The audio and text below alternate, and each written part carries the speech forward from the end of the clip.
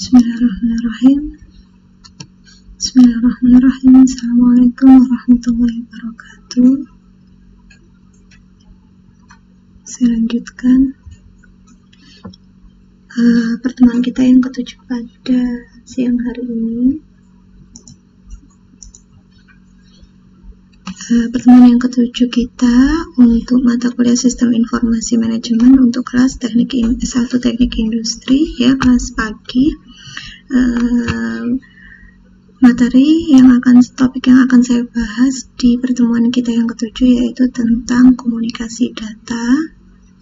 Kemudian capaian pembelajarannya dari materi komunikasi data ini adalah setelah mempelajari bab ini, Anda akan mempunyai pemahaman mengenai terminologi komunikasi data dasar yang Anda perlukan untuk bekerja sama dengan spesialis dalam mengembangkan Computer Based Information System berdasarkan komunikasi.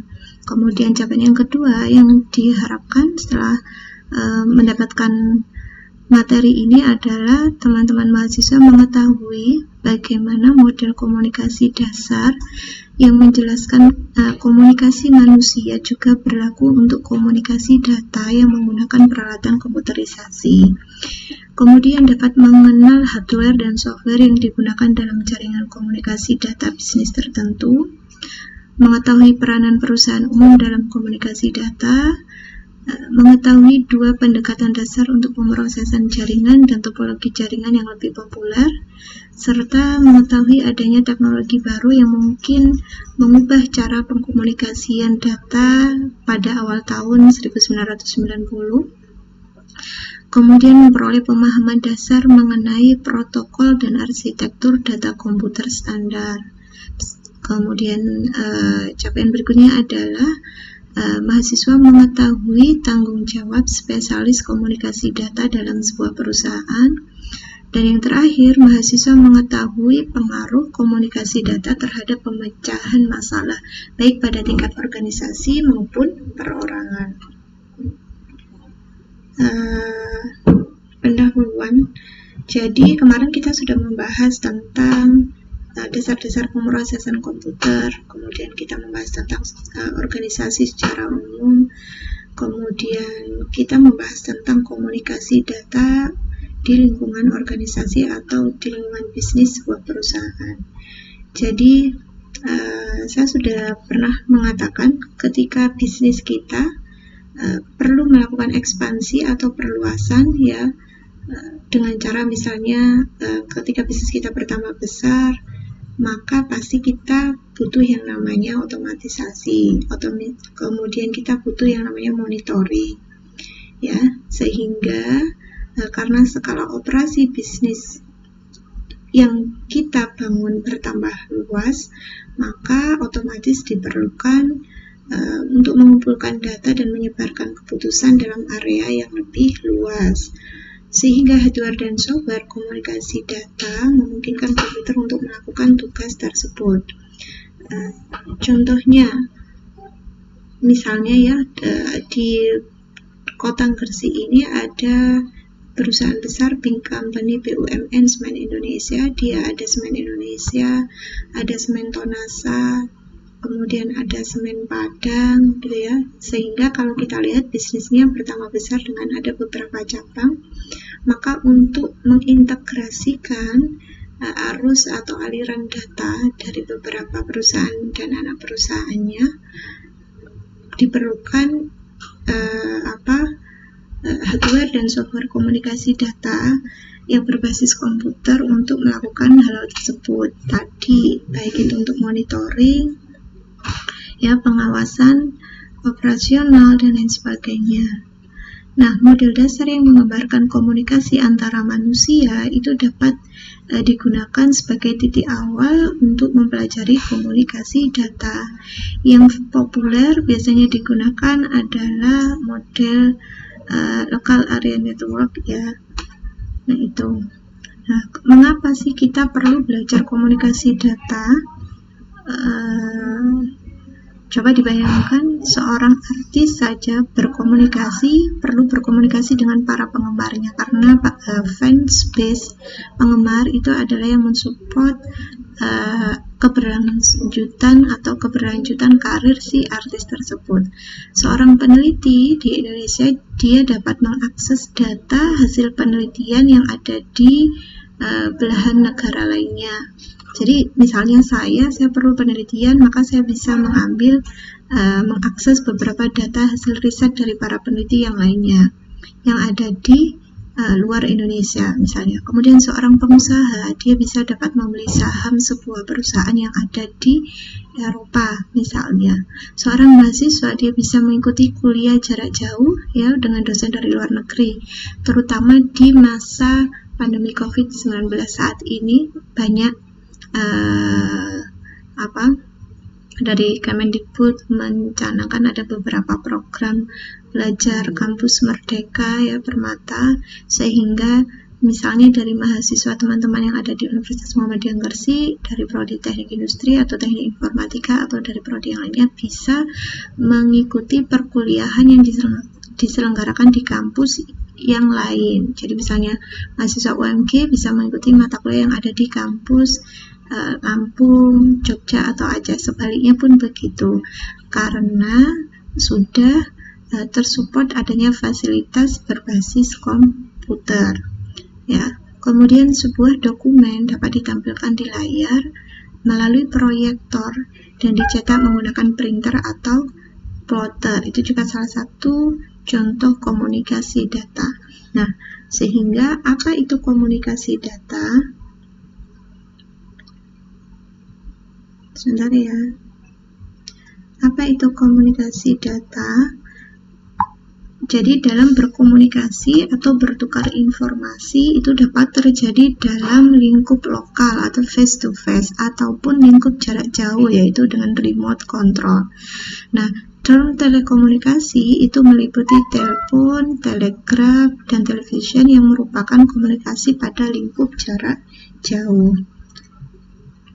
Kata data, ya kemarin di awal-awal ketika saya membahas tentang pengenalan sistem informasi manajemen, informasi itu adalah hasil dari data yang sudah kita olah. Data itu adalah apa? Data itu merujuk pada fakta ataupun kejadian ataupun konsep dan instruksi yang merepresentasikan suatu kesepakatan bentuk informasi yang digunakan dalam berkomunikasi. Sehingga pada konteks sistem informasi komputer, data itu direpresentasikan dalam bentuk satuan informasi biner ya, bits, yang dihasilkan dan digunakan dalam bentuk biner, yaitu 0 dan 1, di mana data itu kemudian diolah oleh sistem komputer. Nah, komunikasi data adalah proses pengiriman dan penerimaan data atau informasi dari dua atau lebih device ya, alat seperti komputer atau laptop atau printer dan alat komunikasi yang lainnya yang terhubung dalam sebuah network jaringan. Dasar utama komunikasi data itu adalah adanya pertukaran bit-bit data yang diwakili oleh sinyal elektronik antara dua piranti. Kemarin saya sudah jelaskan terkait pengenalan basis data ya, apa itu bit, apa itu byte. Nah, bit itu apa? Kemarin sudah ya di pertemuan yang ke-6 kemarin. Nah, data yang dikirimkan itu ada berbagai jenis ya, bisa datanya dalam bentuk teks, dalam bentuk numerik, angka, ataupun datanya dalam bentuk gambar ya, foto, audio, dan video.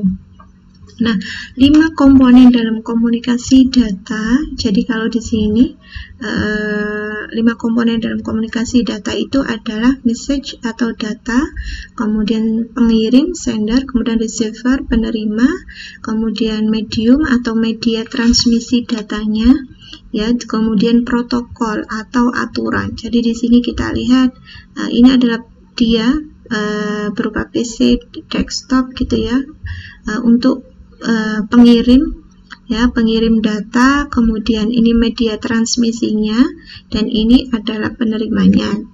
Digambarkan seperti itu. Komponennya tadi ada, yang pertama adalah message atau pesan, adalah informasi data yang ingin dikirimkan. Yang kedua, pengirim atau sender adalah perangkat atau alat yang mengirimkan pesan message, biasanya dapat berupa komputer, workstation, telepon, kamera video, dan lain sebagainya. Kemudian receiver atau penerima adalah perangkat atau alat yang menerima message, ya. Dia dapat berupa komputer, workstation, telepon, televisi, dan lain-lain. Nah, medium atau media transmisi adalah medium transmisi dari jalur fisik, di mana message dapat berjalan dari pengirim ke penerima. Adapun beberapa contoh dari media transmisi itu adalah kabel koaksial, kabel UTP, kabel fiber optik, dan gelombang radio. Itu salah satu contoh dari beberapa contoh dari media transmisi. Kemudian protokol itu adalah set aturan yang mengatur dalam pertukaran data. Nah, karakteristik komunikasi data itu apa saja? Komunikasi data itu merupakan pertukaran data dalam bentuk biner, tadi 0 dan 1, antara dua perangkat melalui suatu media transmisi. Delivery sistem harus mampu mengirimkan data ke alamat tujuan yang benar. Kemudian karakteristik yang kedua yaitu akurasi. Sistemnya harus mampu mengirimkan data dengan benar. Dan timeline, sistem harus mampu mengirimkan data pada saat kejadian yang berlangsung. Artinya ya memang sistemnya itu harus real time ketika ada data yang diterima, perubahan, dan lain sebagainya.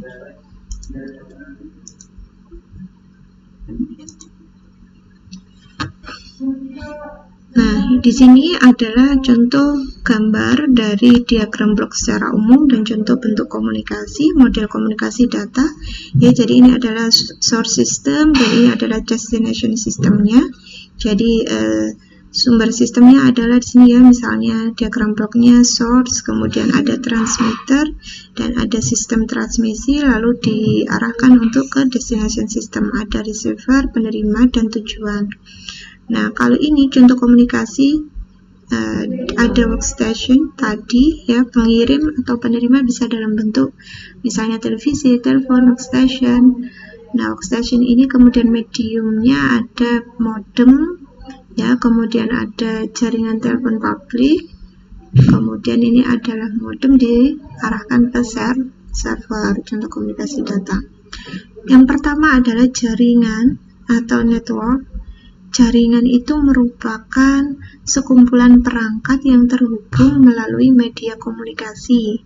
Jadi jaringan melakukan prosesnya secara terdistribusi sehingga jaringan atau network itu memiliki beberapa kelebihan. Yang pertama kelebihannya adalah security atau encapsulation, di mana sistem itu dapat meminimalisasi interaksi dari pengguna sistem. Kemudian yang kedua, distribute database, antara sistem itu dapat saling mengakses data, ya, jadi dengan antara sistem yang satu dengan yang lainnya memberikan kemudahan bagi pengguna, ya, karena bisa saling mengakses data tersebut. Kemudian faster problem solving, jadi dapat menyelesaikan persoalan lebih cepat dibandingkan dengan komputer tunggal. Itu kelebihannya jaringan.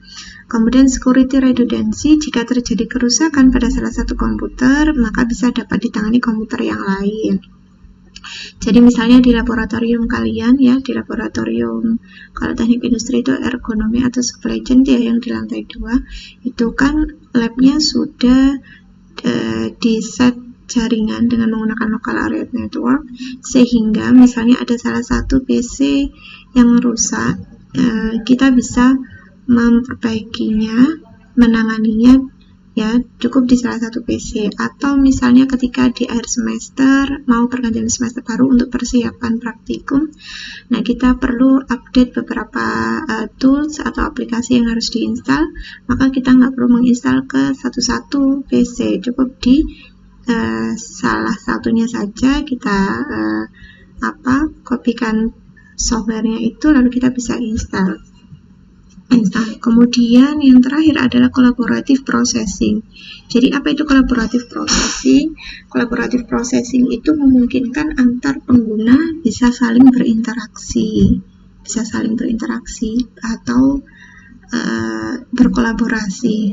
Nah, kriteria jaringan komunikasi data itu bisa dilihat dari performance-nya, reliability-nya, dan security-nya atau keamanannya. Reliabilitas, kinerja dari sistemnya, dan keamanannya. Kemudian performance jaringan itu tergantung pada apa? Jadi performance atau performa atau kinerja dari jaringan network itu dapat ditentukan berdasarkan waktu transmit, ya, waktu transmisinya dan waktu responnya. Jadi performance jaringan ya tergantung pada misalnya number of user. Semakin banyak jumlah pengguna, maka dapat menurunkan waktu respon. Anggaplah misalnya katakanlah kalau di jaringan gitu ya, analogikan ketika kita memasuki gerbang pintu tol misalnya, kemudian pengguna sistem itu anggaplah ada beberapa kendaraan yang masuk gitu ya, maka semakin banyak jumlah kendaraan, otomatis lalu lintas di tol tersebut akan semakin padat merayap. Nah, semakin banyak pengguna yang menggunakan sistem itu jaringan, maka akan berpengaruh ke network jaringannya, ya, sehingga waktu responnya agak perlu waktu. Kemudian yang kedua, performance jaringan itu tergantung pada type of transmission medium. Jadi tergantung pada media transmisinya, itu dapat mempengaruhi kecepatan transmisi data atau data rate-nya. Kemudian hardware, tipe hardware itu juga berpengaruh pada kecepatan dan kapasitas transmisi. Jadi hardware yang kita gunakan, ya, misalnya prosesor, kemudian RAM-nya dan lain sebagainya, itu juga bisa berpengaruh pada kecepatan dan kapasitas transmisi data. Kemudian yang terakhir, software yang digunakan pada pengirim dan penerima, sender dan receiver, serta intermediate nodes itu juga berpengaruh pada performance jaringan. Nah, reliability atau reliabilitas itu bisa kita tentukan berdasarkan apa? Jadi, reliabilitas pada network itu dapat ditentukan berdasarkan frekuensi terjadinya kegagalan komunikasi, kemudian waktu untuk memperbaiki kegagalan, kemudian kekuatan atau kekokohan jaringan terhadap gangguan. Sehingga keamanan, sekuritas itu pada jaringan atau network harus dapat terlindungi dari akses-akses yang tidak diizinkan dan juga dari virus. Lalu representasi data atau data representation. Jadi informasi itu dapat berupa informasi bisa berupa teks, angka, gambar, audio, dan video. Ya kan, kalau teks bagaimana? Jadi teks dalam komunikasi data, teks itu direpresentasikan berupa pola bit atau susunan urutan bit, ya, yang biner 0 maupun 1. Susunan atau urutan bit-bit yang berada satu dengan yang lain, ya, dalam merepresentasikan simbol teks itu disebut dengan kode. Sedangkan prosesnya dalam merubah menjadi simbol itu dinamakan coding. Nah, sehingga biasanya bahasa pemrograman codingnya itu kan dalam bentuk karakter, ya, kumpulan dari beberapa karakter untuk memberikan perintah ke mesin. Jadi bahasa pemrograman itu adalah jembatan oleh user ke pemroses data. Jadi bagaimana user bisa memberikan instruksi ke mesin, kemudian instruksi itu akan diolah oleh mesin pemrosesan untuk menghasilkan sebuah informasi. Kemudian sistem pengkodean yang banyak dipakai sekarang ini adalah kode ASCII, ya, American Standard Code for Information Interchange, di mana dia mewakili 127 karakter. Jadi kalau di tabel ini kamu bisa melihat ya kode ASCII-nya. Untuk desimalnya adalah 0, 1, 2, 3, 4, 5, 6, 7, 8, 9, 10 sampai 31. Kemudian heksa 0, kalau untuk heksanya adalah 0. Kalau okta adalah ini ya, bentuk simbolnya, karakternya adalah 0 ini. Nah, 1 ini ada sampai 127. Ini diambil sumbernya dari www.lookuptable.com ya, nanti bisa dicek. Nah, ini jadi kalau 0 kemudian 1, simbol heksanya adalah ini 1, kemudian simbol oktanya penulisannya adalah 001 ya, start of heading, ini start of text ya, kemudian ini end of text, end of transmission, inquiry, dan lain sebagainya. Ini ya di tabel ini kalau nggak ingat. Nah, itu adalah sistem pengkodean kode ASCII. Kemudian angka atau numbers, angka itu juga diwakili oleh pola urutan bit. Jadi ASCII tadi American Standard Code for Information Interchange atau ASCII itu tidak digunakan untuk mewakili angka, tetapi angka langsung dikonversikan atau diubah menjadi angka biner ya, untuk memudahkan dalam perhitungan operasi matematika. Kemudian selain tadi informasi yang sering berupa teks, kemudian berupa angka, bisa juga berupa image ya, gambar, di mana gambar ini juga direpresentasikan oleh urutan bit dalam bentuk biner 0 dan 1.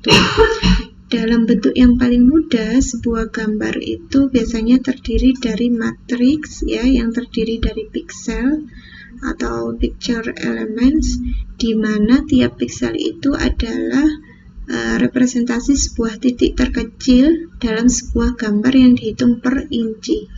Jadi kalau di anak S1 Teknik Informatika itu ada mata kuliah image processing atau pengolahan citra digital ya, di mana datanya yang diinputkan itu data yang diolah adalah dalam bentuk gambar atau foto. Nah, foto itu tools untuk biasanya mengolah itu bisa menggunakan, kalau untuk tools untuk tujuan penelitian aja ya, pengolahannya bisa menggunakan MATLAB gitu ya. Foto-foto itu kemudian diolah. Nah, biasanya gambar itu adalah terdiri dari matriks tadi itu. Jadi misalnya untuk kebutuhan ini, karena kembali ke topik SIM, sistem informasi, untuk melihat contoh ya, ada dari hasil TA-nya mahasiswa informatika itu tentang kematangan daun mengkudu misalnya. Ada juga tentang kematangan batang dari tebu ya, untuk melihat itu. Ada juga penelitian riset dari dosen senior di informatika yang baru lulus dari doktoralnya, itu beliau tentang image processing ya, tentang citra dari lahan perkebunan kelapa sawit, sehingga itu bisa dijadikan informasi rekomendasi bagi bagian atau pihak tertentu dalam memutuskan apakah sudah layak misalnya dipanen dan lain sebagainya. Itu diambil citranya dari, kalau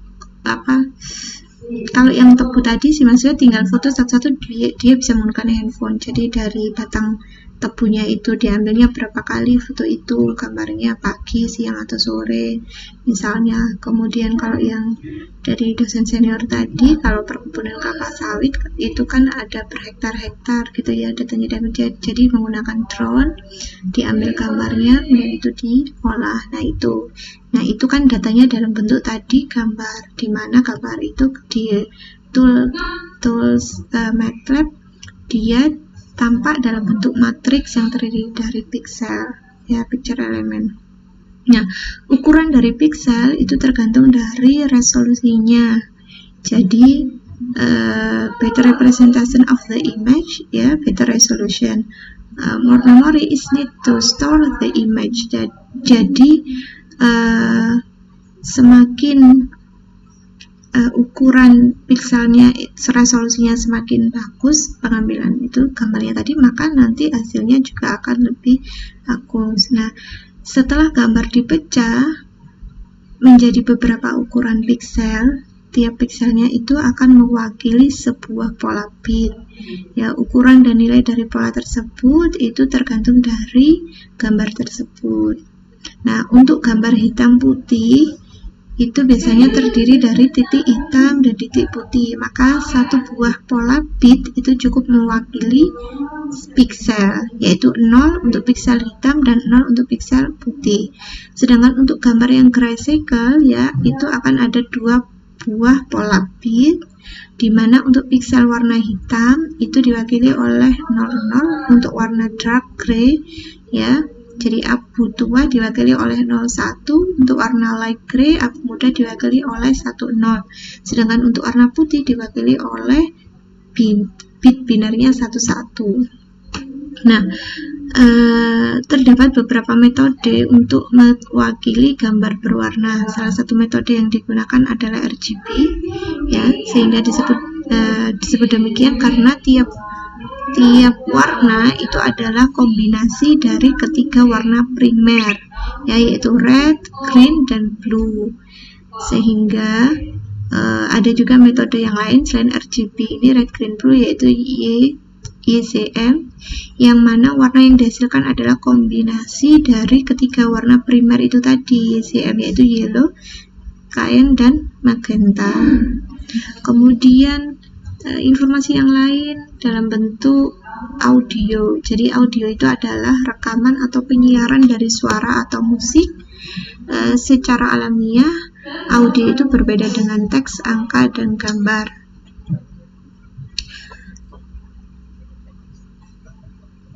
Kemudian sifatnya kontinu, ya, bukan diskrit.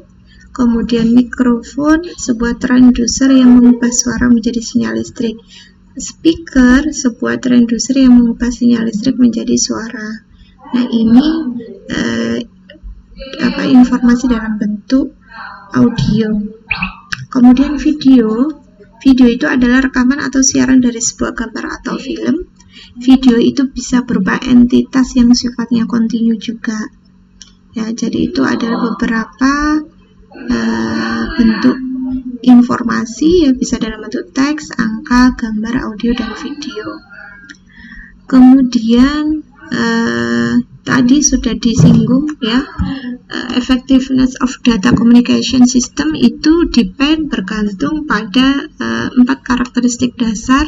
Yang pertama yaitu pengirimannya, sistem proses pengirimannya, delivery, kemudian akurasinya, ya, benarnya, kemudian timelines, dan jitter. Jadi delivery atau pengiriman itu bahwa si pengirim haruslah mengirimkan data ke tujuan yang dituju, kemudian data haruslah diterima oleh perangkat atau orang, ya, user yang ditujukan, dan hanya diterima oleh perangkat atau orang user tersebut. Tuh, kemudian akurasi atau akuratnya itu maksudnya adalah tadi sistem harus dapat mengirimkan data secara akurat, benar. Kemudian data yang telah mengalami kesalahan pada saat pengiriman, maka dia akan dibiarkan saja, ya, salah, sehingga menjadikan data tersebut tidak dapat digunakan. Timeline sesuai dengan waktu, yaitu sistem harus dapat mengirimkan data dalam waktu yang tepat. Data yang datang juga bisa mengalami keterlambatan. Maka kalau misalnya tidak sesuai dengan waktu yang tepat itu tadi, ya sudah, tidak akan berguna, sia-sia data itu. Lalu jitter, maksudnya jitter di sini itu adalah variansi dari waktu kedatangan paket, ya, melalui medium tadi, sehingga ketidaksamaan waktu tunda bisa menyebabkan delay, ya, dalam pengiriman paket audio dan video. Nah, di sini aliran datanya dari data flow dari komunikasi di antara dua perangkat itu dapat berlangsung secara simplex, half duplex, dan full duplex. Kalau di sini kamu lihat ini ada mainframe, dia mengirimkan data secara langsung ya ke monitor, maka dia dikatakan simplex. Kalau half duplex, nah ada pengiriman data secara dua arah ya dari workstation misalnya ke workstation yang lain. Jadi direction of data at time 1 ke time yang pertama versus yang kedua. Kalau full duplex, jadi langsung kayak gini ya, dari workstation 1 ke 2, direction of data all the time, dua arah pada saat waktu yang bersamaan. Nah, di sini jadi kalau kamu lihat bentuk gambarnya dari simplex, komunikasi data di antara dua perangkat dengan secara simplex, half duplex, dan full duplex ini, maka simplex di situ adalah komunikasinya hanya satu arah, sehingga hanya ada satu perangkat yang melakukan pengiriman, delivery, dan perangkat lain yang berfungsi sebagai penerima, receive. Contohnya adalah keyboard. Keyboard itu hanya dapat melakukan input, sedangkan monitor dia hanya dapat menerima output. Ya. Kemudian sebentar ya.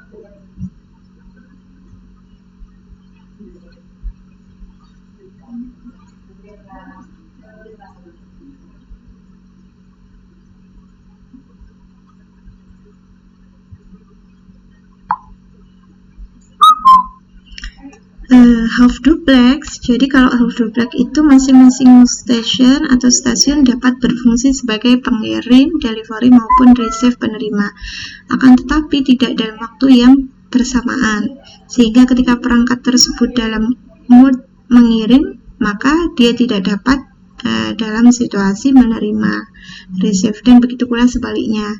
Contohnya adalah handy talkie. Kemudian full duplex itu masing-masing station, workstation dapat berfungsi sebagai pengirim dan penerima dalam waktu yang bersamaan. Tadi contohnya adalah jaringan telepon. Nah, protokol dan standar protokol meliputi apa saja? Jadi protokol tadi itu kan aturan ya dalam proses komunikasi data.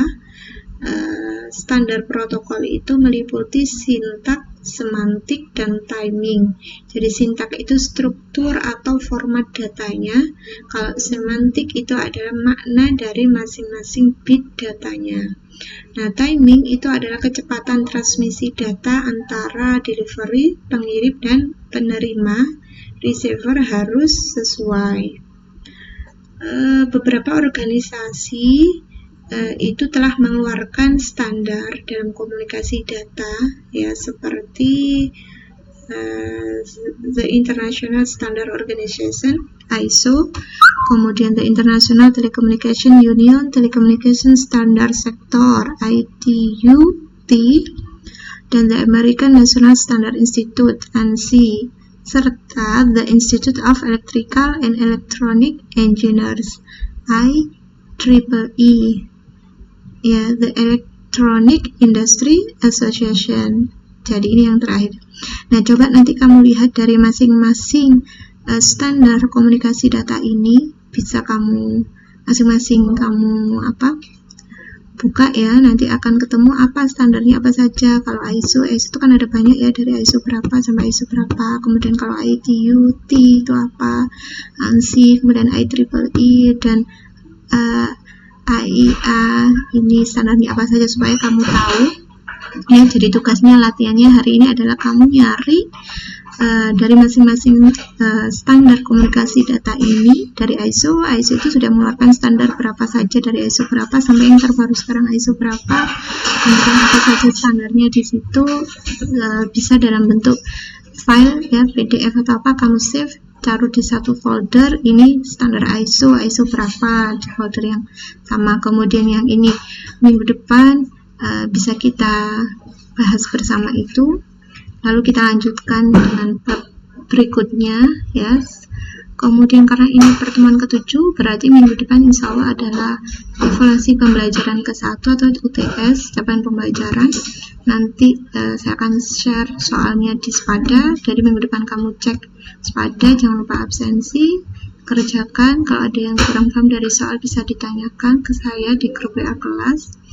Kemudian setelah UTS, saya tetap akan lanjutkan materi sambil saya contohkan praktek kita membuat salah satu contoh sistem informasi manajemen, bagaimana membuatnya, karena kita sudah belajar tentang konsep teorinya dari mulai database-nya, dari mulai kemarin proses bisnisnya, aliran datanya. Kemudian bab-bab yang berikutnya setelah UTS itu adalah kita bahas tentang beberapa sistem informasi di organisasi, ada supply chain management system, kemudian ada enterprise resource